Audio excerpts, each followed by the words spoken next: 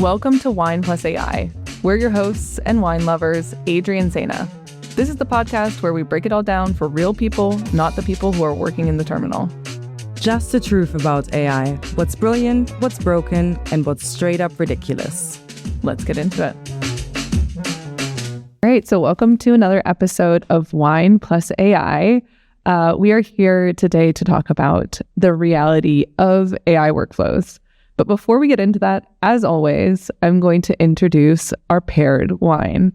I'm really excited about this one because it is a Catalonian wine called, I'm going to totally butcher this, Danke els Uls. I'm not sure if I can do this. I think you're just going to have to find it in the notes of this podcast. It's a beautiful Macabeo wine from Old Vines. What to say about this wine?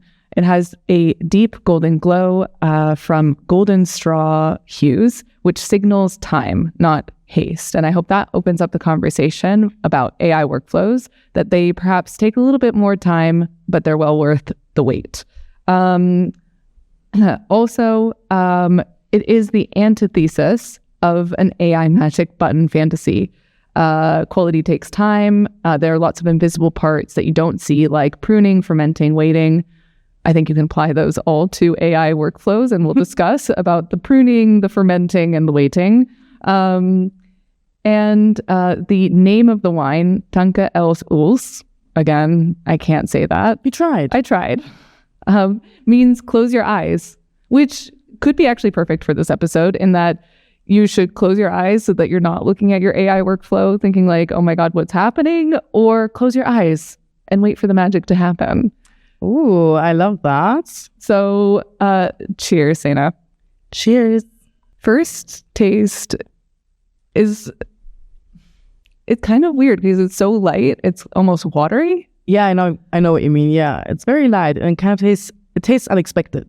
Okay, so is that maybe suggestive for this conversation? At first, it's a little watered down, and then it has this aftertaste that's maybe a bit more appealing? Yeah, I think so. I think especially looking at AI workflows, there is a lot of possibility for surprises, both in a positive and negative sense as well. Mm-hmm. All right, so I want to start talking about one of the biggest, let's just say like subtopics within AI workflows is this idea that there is no silver bullet. I think a lot of people go into the kind of exploration of their own AI workflow, whether it's for drafting emails or responding to emails automatically, or something maybe a little bit more complicated in the coding space or in the research space. They go in thinking, hey, I'm going to develop this AI workflow and it's just going to do all the work for me. And as we know, that's not always the case. Yeah, I think what people often think is, okay, once I have set up my workflow, it's just going to happen. It's just going to happen the same way every single time. But what is AI? Like AI uses LLMs, and LLMs are not deterministic. So the output that you'll get is not necessarily going to be the same every time. So if I give ChatGPT the same question 15 times in 15 different chats, I'm going to get different answers. They will be very similar, but they won't necessarily be the same. And so workflows, that applies there as well. It will not necessarily 100% of the time be the same or give you the same output if they're purely LLM based, because LLMs just cannot do the same thing 100 times in a row perfectly. Well, they don't want to, maybe. I was listening to the Ezra Klein show, and basically they were talking about how AI, the idea that AI wants things is very interesting. In that, like, it doesn't want the same things that necessarily we do. It's a very interesting podcast episode, but let's maybe like a tangent for now. But I do think exactly like on your topic about LLMs don't do the same thing multiple times, or they'll have some variety. I think it is kind of interesting because like that means that we do, for a lot of your work and a lot of the work that you would want to put into an AI workflow, you still need a lot of human oversight. Yeah. And that's what kind of stops the flow. At least in my case. Yeah, I would fully agree in my case as well. If I look at all of the work that I do automate and where I do have my like full AI workflows, most of them I still have a human layer in, because either it is something external where I really want to make sure it has the human touch as well, or because of exactly what we just talked about, it doesn't necessarily have the ability to do the same thing perfectly every time. Yeah.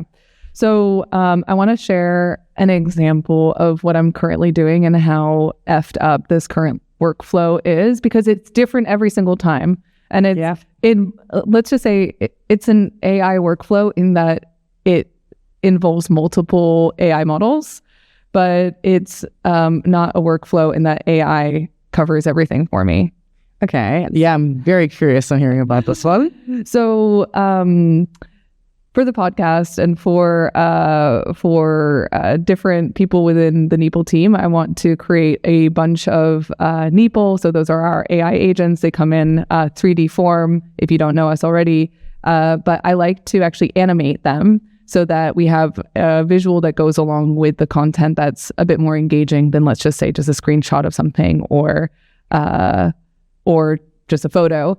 And recently, I've been using a combination of Gemini, Midjourney, and Canva AI.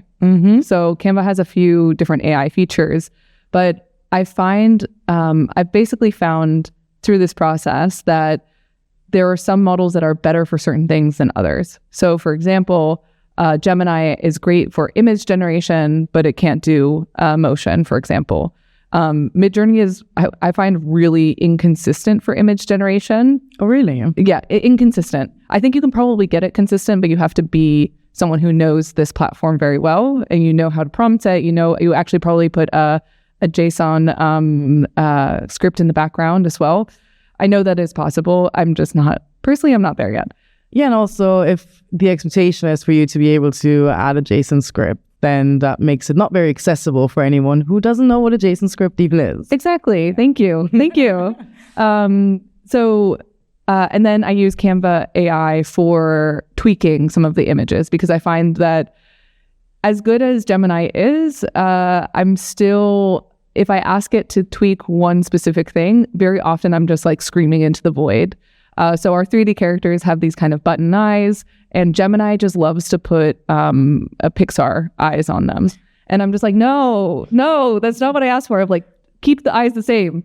No, it generates exactly the same image. I can't get it not to do that. It's really interesting that that's your experience that you've been having. And maybe at some point we should compare how we prompt in these tools. Yeah, maybe. I kind of have had the opposite experience. Oh, really? So where in Canva, usually when I try to change something, like when I was working on the slides recently for one of the talks I was giving, Canva was changing a whole lot of other things on my images. I mean, to be fair, I don't really trust Canva for the big stuff. I would never give Canva a broad prompt, let's just say. Yeah, I made that mistake. Yeah, you can't do that. You can't do that. So the way that I'm working with them, so I will put together, basically I will give Gemini a series of our Neeple, so our 3D characters, and I'll say, hey, would you be able to, or I give it a specific Neeple.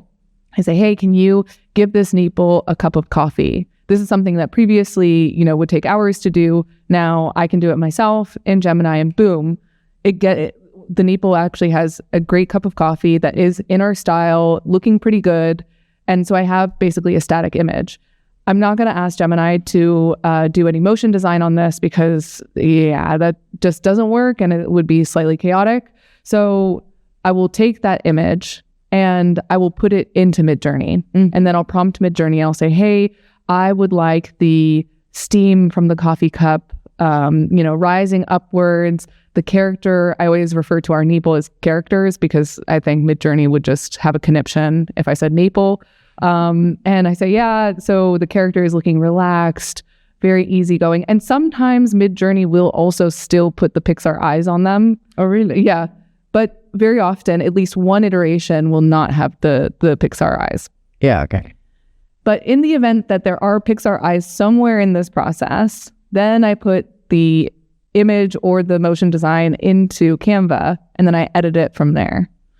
And then I have something that I'm actually able to make a social visual for, an ad visual. But basically, it's me prompting and putting various inputs into different AI tools, because I know each AI tool has its strength, or it's almost like its personality.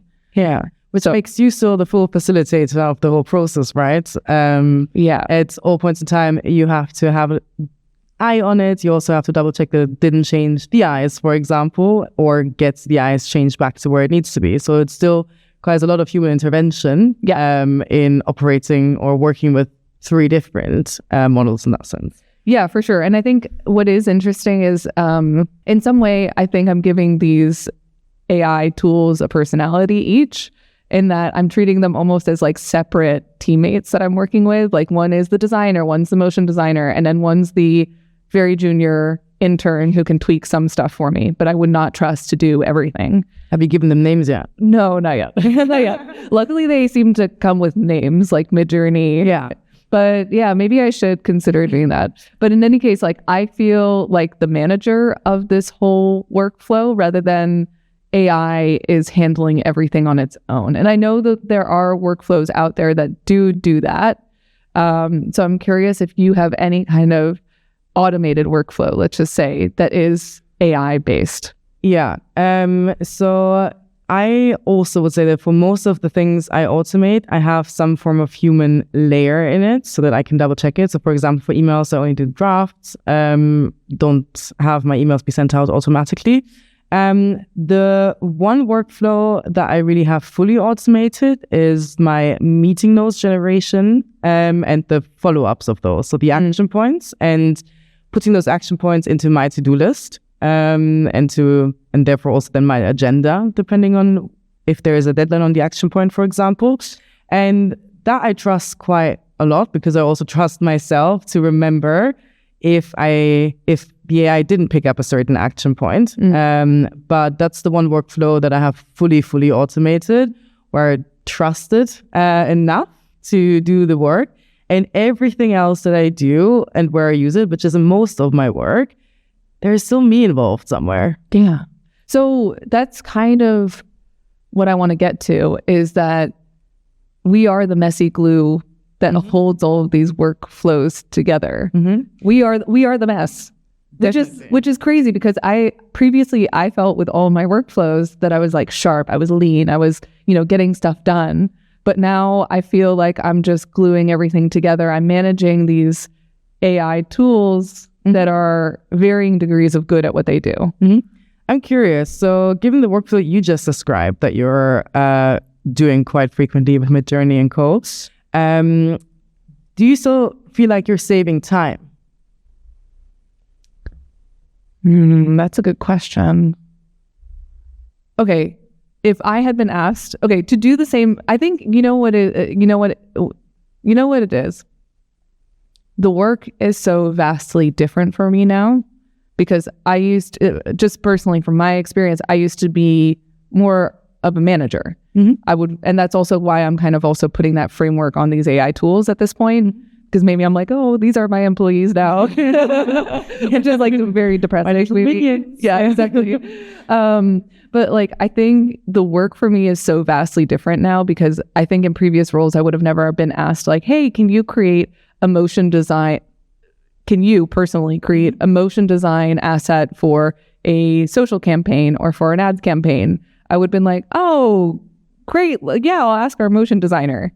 So in one way, and if you had asked me, you have to do it on your own without AI, I would not have been able to do it. So I think it's actually opened up way more possibilities for me, actually, as maybe in a more creative role or in a more marketing role. But I think, I think it is interesting in that respect that it just has opened up more possibilities for me. So it allows you to do more, but it doesn't necessarily make things faster. But I think this also goes to, we've talked about this before, the rise of the generalist in terms of, how companies are hiring and how companies are using AI to expand the kind of skill sets of all of their employees. And they're also in turn expecting their employees to do a lot more. And that's why this conversation around AI workflows is so big, because every company wants their employees to come with like a bajillion AI workflows that they're already tapped into. So I think for me, my role is completely different, and I'm doing a lot of things that I would have never been asked to do before. And I do think that there are some workflows that involve AI. So custom GPTs that I've created, for example, for this podcast, that in previous roles, yes, I might have outsourced this to maybe somebody more junior or a content marketer in my team, but now I'm actually able to do it myself and actually able to do it in reasonably good time. Yes, it does take more time from me than it previously did because I was outsourcing this to somebody else, but I can actually do this within an hour, 2 hours, depending on what it is. And I think that's actually, if I look at when I was a junior content marketer prepping some of these things, it would have taken more than that, depending on the item. So I think that makes a lot of sense. I think you definitely relate to that, for example, with user research and consolidating the notes for user research. Holy crap.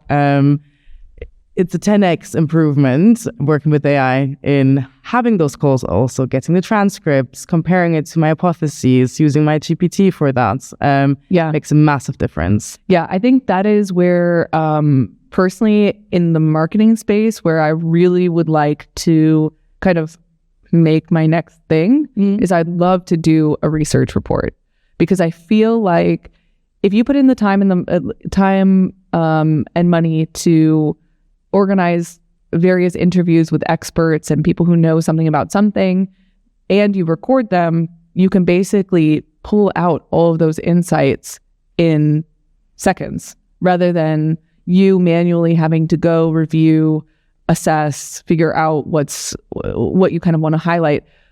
On the other hand, I think there is a cost to that automation in that, and I'm sure you have, when you do user research, you have some kind of tips around this, but I do think that you give up some of the oversight, which would honestly, it would happen if you were outsourcing this to an agency or outsourcing this to someone more junior. You would have to, hopefully you would trust them to say, hey, I trust you to bring out some insights.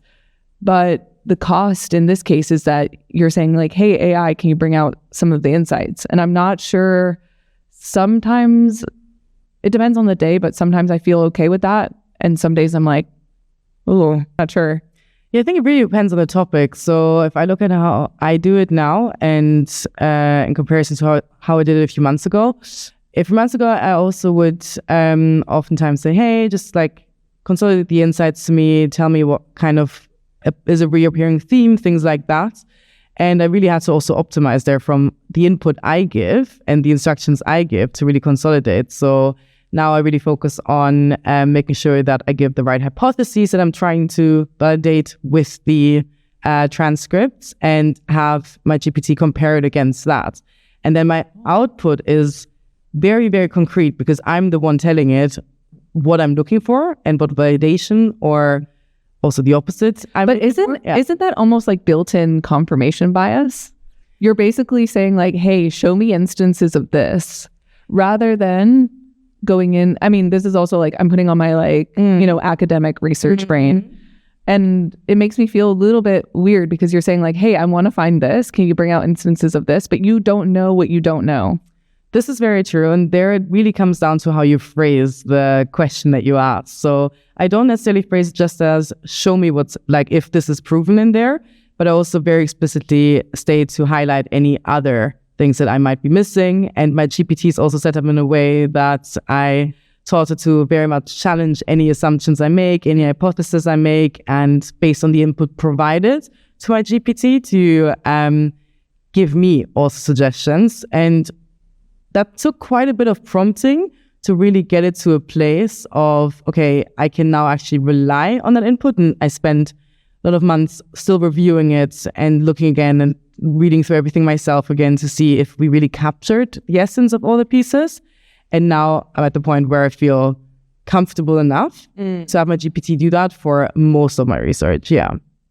Do you think, maybe we should have discussed this in the Does AI Make You a Better Human episode, but I feel like, number one, I haven't done that. Maybe I'm also just like more of a fan of a sycophantic AI that's like, hey, Adrie, you've done this so well. Thank you so much. Like, you're amazing. Maybe I need that. But I think for you, if you've trained your GPT to ask you critical questions, to ask follow-ups, to be a bit more critical of your input and your questions, etc., I think you must be training yourself to be more open to feedback.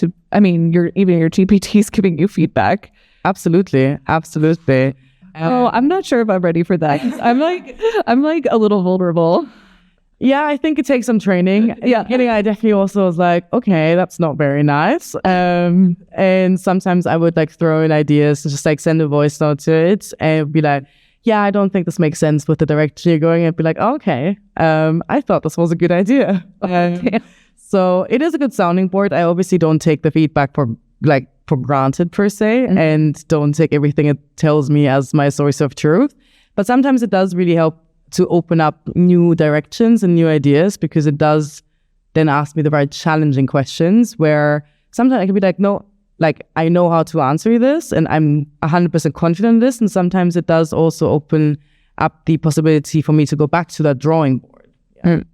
So just to get us back on AI workflows very quickly, are there any people in your team who are running AI workflows that are automated end to end? Because I think we're determining here that for me personally, very few of my AI workflows are actually automated end to end. And for you, it seems like they're non-business critical. I mean, meeting notes are great, don't get me wrong. And I think it makes you a more organized, a better professional for sure. But if I look at like all the stuff in the AI space right now, that's like the least exciting AI workflow one could possibly propose, if you know what I mean. And I'm not sure if I've met anyone yet that has like a super badass killer AI workflow that doesn't require the messy human glue of us involved, or like copy pasting using a different AI model built for a specific purpose, if you know what I mean. So I'm curious from your perspective, because you have a team of real people, of real humans. Yeah. If I think about all the workflows that my team does automate, there is for almost all of them still a human in the loop at some point in time. So they're not necessarily end-to-end automated. Obviously, on the customer side of my team, a lot of it is focused around action points, follow-ups, things like that. But they will still have a look at that. They won't just send that out without adding a personal touch to it, for example, to the customer, because they are obviously in charge of the relationship with the customer. On the tech side, I also would say there's always a human in the loop. So anything that's built, anything that's coded with AI, there is a human review, because that is absolutely necessary. And that's not something we would move away from. Yeah. Because AI will just sometimes make something up or add some new piece of information or feature that no one asked for. This is insane. My highlights. Like sometimes I make small changes myself using Claude, and then I will just submit the PR to our team, and they will be like, what the hell are you actually doing? Because it will have come up with like 3 new features in the background, but I don't look at the code, right? I just look at what Claude tells me, and I look at the feature. But I will get something added on top that I didn't ask for most of the time. I think all of the workflows in my team, there is a human in the loop in most cases. I think there's a few like tiny exceptions that are more like a general team level, like some automations in regards to like renewals, trials, things like that just are in place. Yeah, besides that, there is a human. Yeah, and the messy human glue, I think, is just so necessary, because I think I've already mentioned this before, but I think it's important to drive home. But like with our customer stories, I was running basically fed ChatGPT a bunch of our customer stories, and I said, hey, can you find some of the best quotes within these transcripts, within the written customer story? Like, what should we highlight? I'm just getting some ideas. And it brought up some quotes, and maybe I was not specific enough in my prompt. But it brought up some quotes that straight up did not exist. And I was like, bruh, like, what are you doing? And I confronted it, and I was like, yo, this doesn't exist. How did you come to this? And he's like, oh, I thought you were looking for really insightful, punchy, blah, blah, blah, blah. And I was like, yeah, I was, but it's like the real ones. And he's like, oh, okay, I'll find the real ones. It really does feel like an intern very often that you're like, no, come on. So eager. Yeah, so eager. And that's why I feel like you can't really trust it in a lot of ways to do it end to end. Yeah. And I think that it's interesting, because I do think you mentioned before the prompt, I'm curious how you prompt Midjourney or Gemini, because you get different results. And I was like, God, I want to move away from this prompting mania that we're currently in. I want to be able to talk to AI in a normal ass way. I want to be talking to AI as if it were my colleague. And that's what we're all about at Neeple as well. That's what we're working towards. But it's just like, I think in a lot of ways, we're not always there.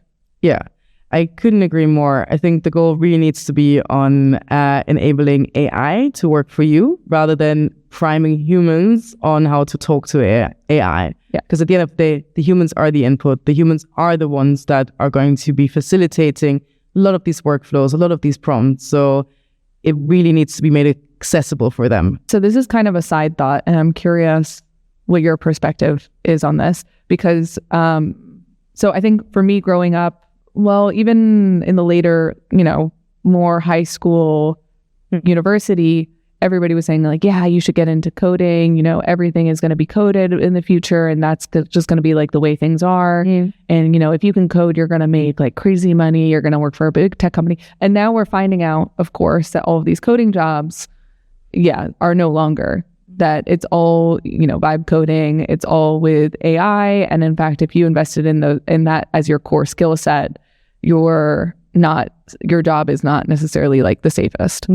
I'm curious if we're going to get into this whole cycle in the future where we're like, hey, you got to be good at prompting. Like, you got to learn how to prompt. Like, prompting is the future. And I just see it, it's just a way of communicating with technology and creating something. And I'm afraid that if we just say like prompting is the skill, no, the skill is being able to create something with technology. I think the prompting as a skill is definitely going to be more and more relevant, because it also is what I know. But it also is what kind of enables that generalist approach, right? Yeah. When you think about it, if you know how to work the tools and have the tools give the output that you need to be successful in your job, that enables you to succeed in your job at the end of the day. So I think the prompting piece, unfortunately, will very much be on the rise in the coming years. No, don't say that. Sorry. No, I want yapping to be the skill. Yapping should be the skill. And I think there will probably be a breaking point in that. And that's also something where we are very much optimizing for with Neeple, right? Is the conversational aspect. And because I think prompting is quite a complex skill. And because you do need to have the right context and like base level understanding of the topic to prompt correctly. It's not just a prompt is a prompt, right? Yeah. And that will break for many people because there's only so many people who are real experts in their field. Yeah. So there will be that shift, I think, to more conversational. But what about the experts who are not? I think there are experts, let's just say like their skill is thinking. And then you have prompters who their skill is execution. So I think that's the division of labor now. Yeah, I think so as well. Okay, cool. Agreed. Then easy. All right. So let's bring this back to the wine. We've been having a few sips here and there. What do we think? Is this well paired with the conversation here? I think it's definitely well paired with the conversation here, and also what you mentioned in the beginning with the closing your eyes. I think maybe closing your eyes fully while executing AI workflows, we're not quite there yet. So always good to keep an eye open and look at what is happening and what the AI is doing for you. You know, I feel like the watery start, or kind of like the flavorless start almost, then with a bit of aftertaste complexity is kind of representative in that, of my opinion in general, is that you have all these promises of AI workflows that are completely automated. And so you feel like this is kind of watery, this kind of like, no, this does not work the way it does. But there is some kind of juice in the background, right? There is some flavor actually there sitting behind. We just need to give it some time to develop. And discover it. Couldn't agree more. All right. So highly recommend this wine. Again, I will not pronounce the name. It will be in the podcast notes. I'm going to start doing that. As always, this will be on the Joy Lab. If you've been there recently, the Joy Lab, so thejoylab.ai is where we're hosting all of this content. So the podcast, but also thoughts from our CTO, Job. I've been pleasantly surprised and like tickled by some of the posts that he makes. Yeah, they're really fun. We have a few technical ones in the making. So if you're somebody who's a bit more technical, there's a big block of code. And I was like, but there's one with a big block of code. If you're into that, it will be there. So subscribe, like, comment. We're excited to hear your thoughts. And thanks for joining us for another episode of Wine Plus AI. And see you next time. That's it for this week. You know the drill. Like, subscribe, and see you next week. Cheers.